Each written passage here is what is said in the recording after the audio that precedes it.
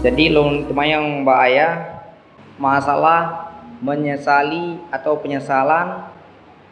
Jadi nasiroro urung mbak watenyan naga santunan isaji naga santunan atau naga bantu siroro urung uke na penyesalan lom untuk nalung bantu isaji mihalu bantu dro ke kiban-kiban dale.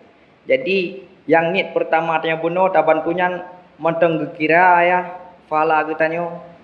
Assalamualaikum warahmatullahi wabarakatuh.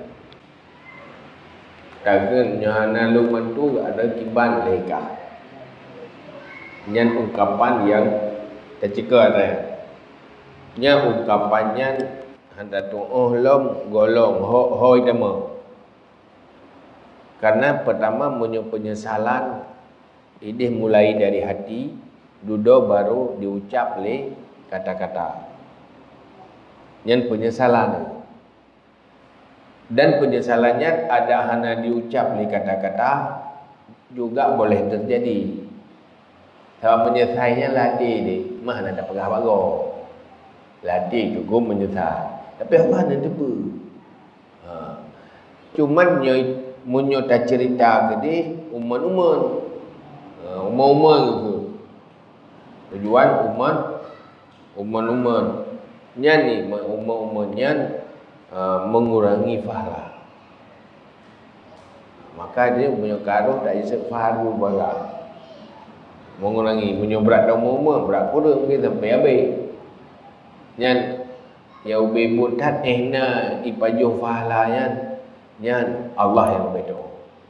Pokoknya yang jelas umat-umatnya merusak nilai amal dia di sisi Allah. Negun penyesalan lain umat-umat lah lain ini. Tapi yang jelas yang tu ukur tambah ukur na yang menghilangkan pahala, na yang mengurangi pahala. Yang ukur dibahas bak lawan tipluh bohyo. Lagi nifaq. Untuk lawan nifaq yang harus ikhlas kepada Allah. Ikhlas tuntut ridha Allah.